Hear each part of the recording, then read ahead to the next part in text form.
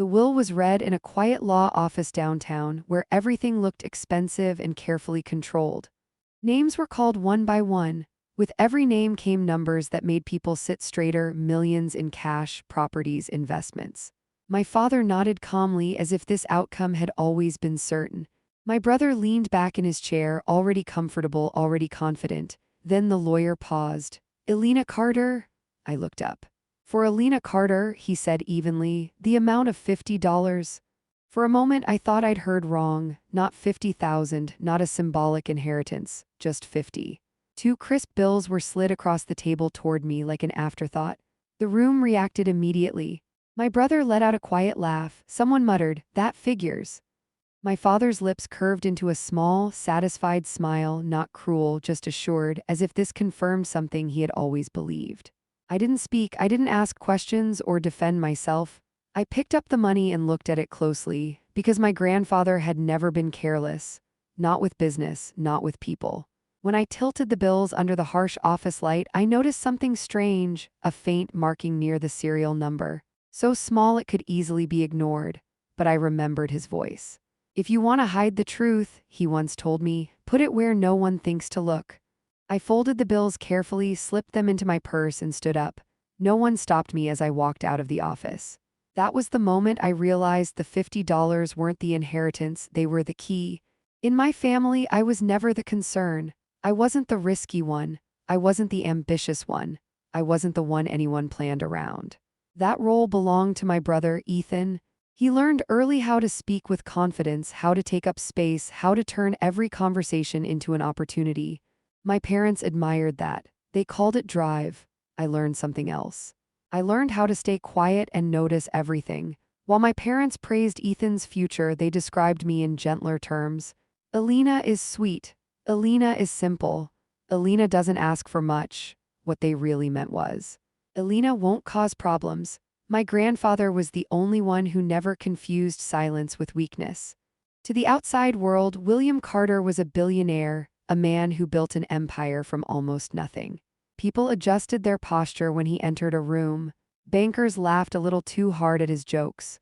Politicians returned his calls immediately. To me, he was just Grandpa Will. He drank his coffee black. He disliked unnecessary noise. And he believed that silence revealed more than words ever could. When his health began to decline, my family suddenly became very attentive briefly. My father would stop by in a tailored suit, glance at his watch, and say, "Dad, I just wanted to see how you're doing. I've got a meeting." My mother brought flowers that stayed untouched in a vase. Ethan came once, stood near the door, and said, "Hang in there, Grandpa." Then they left. I stayed, not because I thought it would earn me anything. Not because I expected gratitude. I stayed because someone had to. I adjusted his pillows when his breathing became shallow. I read the newspaper out loud when his eyesight weakened. I listened to the same stories again and again without correcting him, even when I already knew how they ended. One afternoon, as weak sunlight filtered through the hospital blinds, he reached out and held my hand. His grip was fragile but deliberate. "Do you hear that?" he asked quietly. "Hear what?" I whispered. "The quiet," he said. "Most people can't stand it." He looked at me then, really looked at me as if he were committing my face to memory. "You're not afraid of it," he continued. "That's why you're still here." I swallowed. "I am afraid." He smiled faintly. "No," he said, "you're afraid of being overlooked. That's different." At the time, I didn't understand what he was doing. I didn't realize he wasn't just watching me, he was watching everyone else too. My grandfather didn't pass away in a dramatic way. There were no final speeches. No gathered crowd waiting for last words. He simply loosened his grip on my hand. One moment his fingers were wrapped around mine, weak but intentional, and the next, they weren't. The machines kept humming, steady and indifferent, as if nothing important had happened. I stood there longer than I should have, staring at him, waiting for a sign. A breath, a movement, anything, nothing came. And in that stillness, something settled inside me. The one person who had seen me without needing me to be louder, sharper, or different was gone. The funeral followed days later, and it was exactly what my family would have wanted. Simple, controlled, expensive. Black suits filled the small chapel. White flowers were arranged with careful precision. Everything looked respectful, and none of it felt real. I stood near the back, hands folded tightly in front of me, watching my family move through the room like actors who knew their parts too well. My father spoke in a calm, steady voice, shaking hands, nodding solemnly. My mother dabbed at her eyes at carefully chosen moments. My brother moved through the crowd confidently, accepting condolences as if they belonged to him. No one stood beside me, no one asked if I was all right. I overheard quiet whispers drifting through the room. "So, how much do you think he left? The properties alone must be worth a fortune. Ethan's probably set for life." Each sentence landed like a small, silent cut. At the cemetery, as the coffin was lowered into the ground, something inside me finally broke open. This was the end of the only relationship in my life that had never felt conditional. I didn't cry out. I didn't demand fairness. I stood there in silence because silence was what I had always been good at. That evening, while everyone else went home, I returned alone to my grandfather's old house. The air smelled faintly of dust and old books. I moved slowly from room to room, touching familiar objects like they might disappear if I didn't. His watch on the dresser, the chair by the window, the desk where he kept his handwritten notes. I sat in his chair and finally allowed myself to cry. A few days later, an envelope arrived in the mail, thick paper, formal lettering, the reading of the last will and testament. I didn't know it yet, but that envelope was about to turn my family into strangers. The law office felt colder than it looked. Polished wood, frosted glass, leather chairs arranged in perfect symmetry like the room itself already knew who belonged at the head of the table. I arrived early and took the seat farthest from the front, out of habit. One by one, my family entered. My father walked straight to the head of the table and sat down as if the chair had been reserved for him. My mother followed, lips pressed into a thin line. Ethan came in last, relaxed, confident, already smiling like he knew how this would end. No one greeted me. The lawyer cleared his throat and opened the folder in front of him. "We are here to read the last will and testament of William Carter," he said calmly. My heart began to pound. My father's name was read first. $5 million. He leaned back in his chair, satisfaction flickering across his face before he masked it. My mother received $3 million. She reached for my father's hand, relieved. Then Ethan, $2 million. He didn't even try to hide his grin. He glanced at me and raised his eyebrows like this was a joke we were sharing. I looked down at my hands, then the lawyer paused. "And Elena Carter?" The room went quiet. "For Elena Carter, the sum of $50. A laugh broke the silence. "Ethan's." "That's poetic," he said, shaking his head. Someone else chuckled softly. My father smiled, not openly cruel, but with the quiet satisfaction of someone whose assumptions had just been confirmed. "This proves something," he said lightly. "Dad knew who was practical."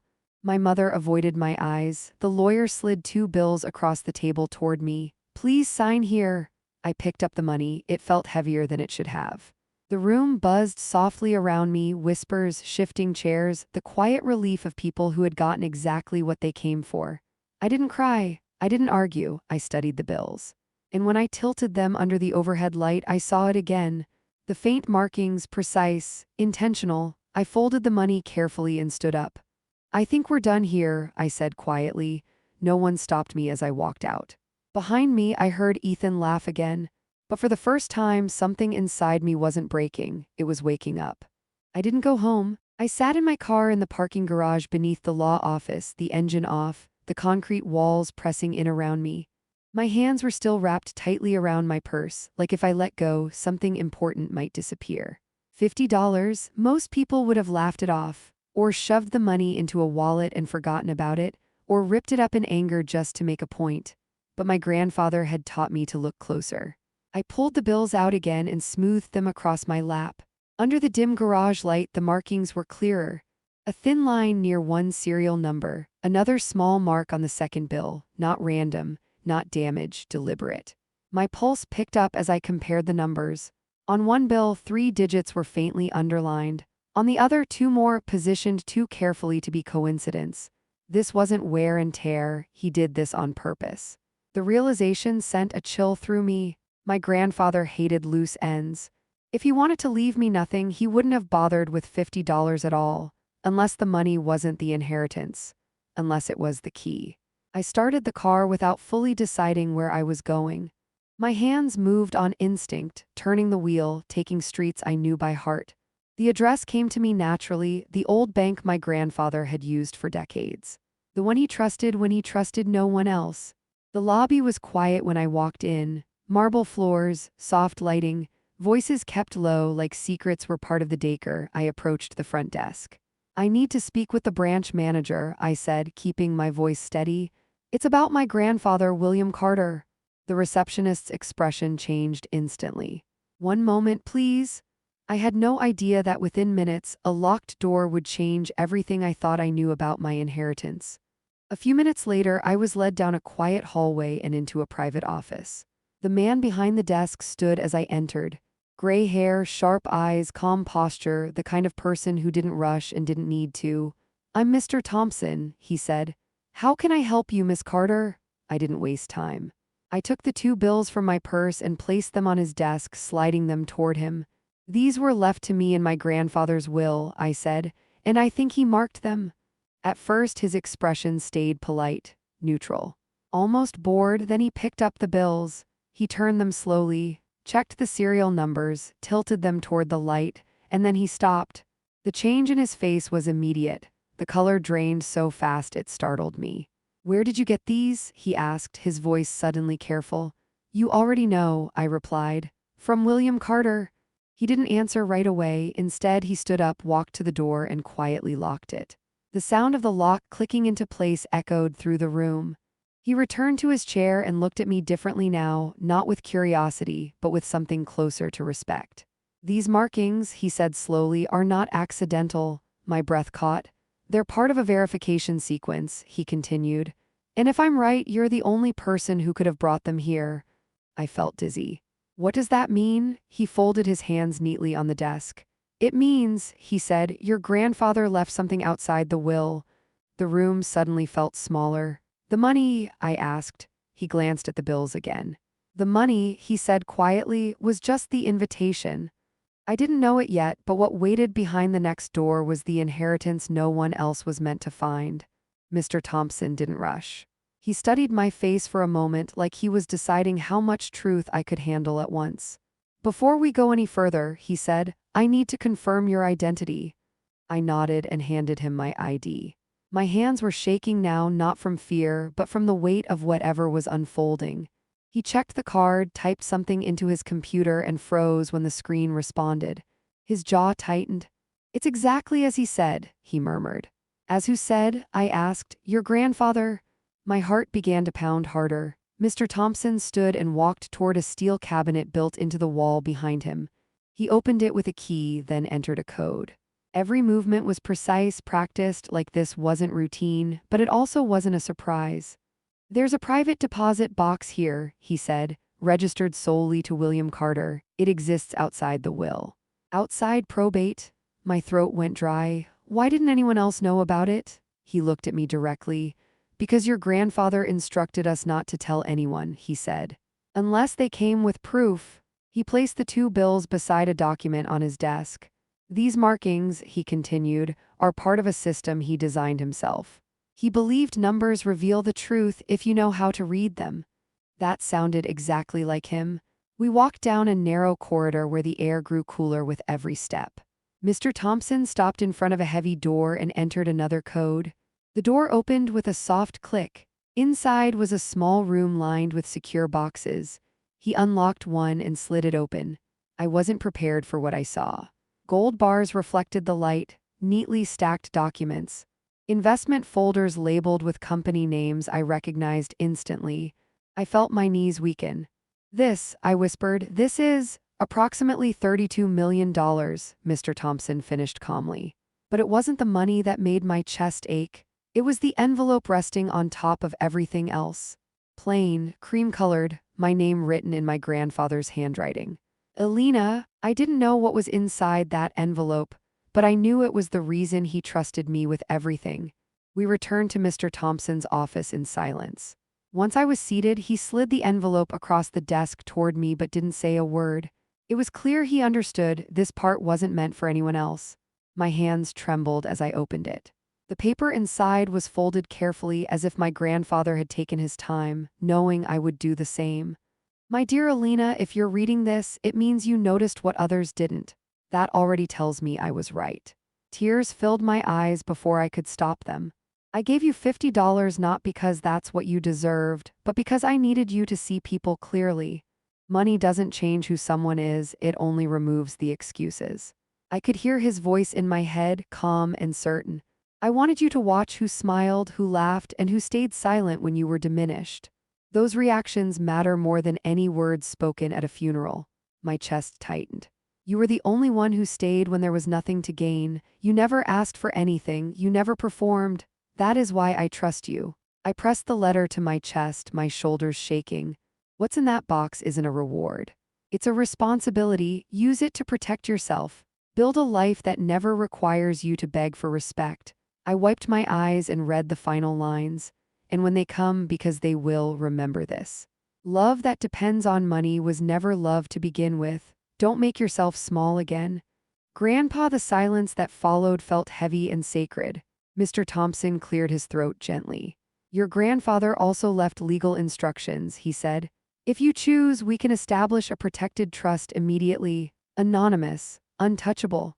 Outside that office, my family was probably celebrating, counting, planning. They thought the story was over. They had no idea the truth would reach them in just 3 days. It took 3 days, that's all it took for the truth to leak. My phone started ringing nonstop. Missed calls, voicemails I didn't open, messages I didn't read. I knew exactly who it was and I ignored every single one. I didn't expect them to show up. The knock came in the early evening, sharp, impatient, like my door owed them something. I looked through the peephole, my father, my mother, Ethan. All standing there with the same practiced expressions, concern mixed with expectation. I took a slow breath and opened the door. Elena, my mother said immediately, stepping forward. We need to talk? They walked in without waiting for an invitation. My father's eyes scanned my apartment, moving over the furniture, the shelves, the quiet space like he was searching for proof. You've kept things very modest, he said. Interesting. Ethan leaned against the counter, arms crossed, a familiar smirk on his face. Guess Grandpa didn't think you needed upgrades. I met their eyes calmly. Why are you here? My father didn't hesitate. We know about the account, he said flatly. The one you didn't mention? I don't know what you're talking about, I replied. He scoffed. Don't insult us, someone at the bank talked. We know it's over 30 million. My mother reached for my arm. I stepped back. Honey, she said softly, this doesn't have to get ugly, we're family. Ethan laughed. Yeah, family. Funny how you forgot that once you got rich. Something inside me snapped, not loudly, not emotionally, but cleanly. You laughed at me, I said evenly. At the will reading, do you remember that? No one answered. When I was handed $50, I continued, did any of you stand up for me? Did anyone say it was wrong? My father frowned. That's not the point. It is, I said. It's exactly the point. My mother's eyes filled with tears. Elena, please, your brother has plans, investments. This money could help all of us. There it was, my father's voice hardened. We're not asking. We're telling you to do the right thing, split it. Keep the peace. I reached into my bag and pulled out a folder. The right thing, I repeated quietly. According to whom? I placed the folder on the table. My grandfather's legal instructions, I said. The ones you didn't know about? They froze. The funds are held in a protected trust, I continued. Separate from the will, fully legal, fully untouchable. My father's face darkened. You planned this. No, I said calmly. He did. The room went silent, and then I told them the one rule that changed everything. My father was the first to break the silence. You can't seriously expect us to just accept this, he said. We'll challenge it. I nodded once. Calm, steady, you can try. Ethan's smirk returned. You really think you're untouchable now? I met his eyes. There's a clause in Grandpa's will. That got their attention. What clause? My mother asked, her voice thin. Any legal dispute, I said slowly, automatically voids the challenger's inheritance. The words settled heavily in the room. Ethan's smile disappeared. That wasn't read out loud. It was, I replied. You were all there. You just weren't listening? My father's jaw tightened. My mother looked between us, panic creeping into her expression. You wouldn't do this to your own family, she whispered. I took a breath. I'm not doing anything. I'm honoring his wishes. Silence stretched again, thicker this time. For the first time in my life, they had nothing to threaten me with, no guilt, no leverage, no authority. Finally, my father straightened his jacket and turned toward the door. "You'll regret this," he said. "Maybe," I replied honestly. They left without another word. When the door closed behind them, the quiet that followed didn't feel empty. It felt like relief. I stood there alone in my apartment, heart still racing, but for the first time ever, I wasn't bracing myself for impact. I didn't know then that walking away from them would cost me more than money, it would cost me my family. The silence didn't arrive all at once. It crept in slowly. At first, my phone stopped ringing. No more missed calls, no angry messages, then the group chats disappeared. Invitations I never expected suddenly felt noticeable by their absence. I was removed from the family calendar without a word. Birthdays passed. Holidays came and went. Nothing, no explanations, no closure, just quiet. I would be lying if I said it didn't hurt. Some nights I sat alone on my couch, staring at my phone, wondering if I had gone too far, if I had been too harsh, if choosing myself had meant choosing loneliness. No one really talks about that part. People tell you to set boundaries, they tell you to protect your peace, they don't tell you how empty it can feel at first. My parents didn't call. Ethan blocked me on social media. I found out accidentally when his profile simply disappeared. I stared at the blank screen longer than I should have. So this was it. I had finally said no, and this was the cost. I focused on work, on routine, on keeping my life intentionally small and quiet, the way my grandfather had lived, despite everything he owned. I didn't move. I didn't upgrade my lifestyle. I didn't post anything online. The money stayed exactly where it was, protected, untouched, invisible. Because the truth was, money had never been the thing I wanted. I wanted safety. And just when the silence felt permanent, life handed me something entirely unexpected. Life didn't change all at once. There was no dramatic victory moment, no apology calls, no sudden realization from my family. What changed was quieter than that. Weeks later, I stood in a courthouse hallway signing documents to finalize the trust. The lawyer explained everything carefully, using words like protection, consent, and control. "This ensures no one can pressure you," she said gently. "Not now, not later." I nodded. Pressure had defined most of my life. This was the first time it wasn't waiting for me. I kept my life simple. The money stayed where it was. I worked with advisors who answered only to me. I didn't feel powerful. I felt safe. A year later, everything shifted again. I held my daughter for the first time on a quiet hospital morning. She was tiny, warm, and perfect. When the nurse placed her in my arms, something inside me rearranged itself completely. I looked down at her and made a promise I didn't say out loud. "You will never have to earn love by shrinking yourself." My parents didn't visit. They didn't call, they didn't send flowers. And for the first time, that didn't break me. Because as I watched my daughter sleep against my chest, her fingers curled around mine, I finally understood what my grandfather had known all along. Family isn't defined by who shows up when there's money on the table. It's defined by who stays when there's nothing to gain. Sometimes, late at night when the world is quiet, I wonder if that distance will ever close. I don't chase the answer anymore. Peace doesn't come from fixing people who don't want to change. It comes from choosing a different future. My grandfather didn't leave me $50. He didn't even leave me millions. He left me clarity. He showed me who would laugh when I was humiliated, who would stay silent, and who would only reach for me when they needed something. But most importantly, he showed me who I was when I finally stopped asking for permission to exist. That was the real inheritance, and it was worth more than every dollar he left behind.